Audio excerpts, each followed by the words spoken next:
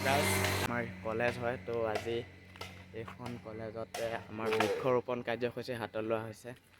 আমাৰ টিচাৰ্ছসকল আৰু আমাৰ ফৰেষ্টৰ লোকসকল আহি কিছু বৃক্ষৰোপণ কাৰ্যসূচী হাতত লৈছে।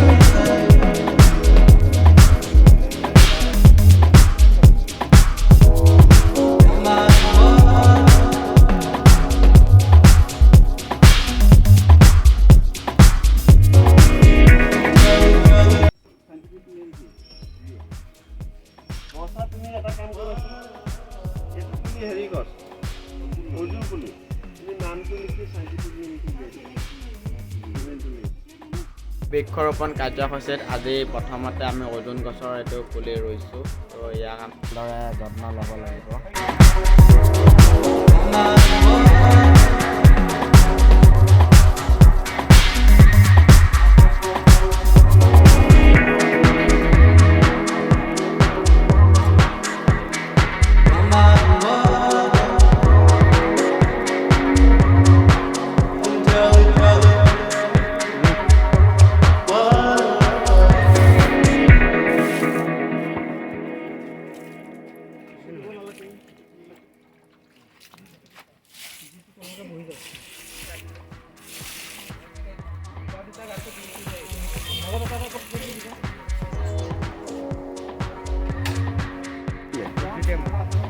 ৰূপজ্যোতি তই মই লিষ্টত নাম লিখি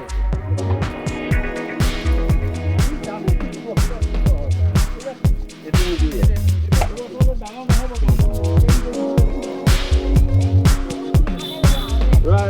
সীমা ৰোৱা ফটো তোলা তোমাৰ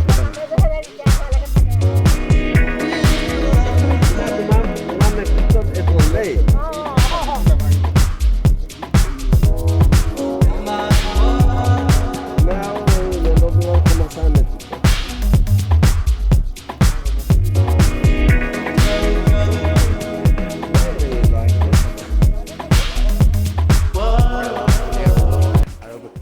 চৌহদতে ৰোৱা মানে প্লেন আছে। তো আজি আমি ৰুম ইয়াতে এবাৰ আমাৰ স্কুলৰে ছাত্ৰীসকলে এটা পুলি ৰুব আৰু এইটো পুলি তেওঁলোকৰ দায়িত্বত থাকিব। এইফালে কৰ্মচাৰী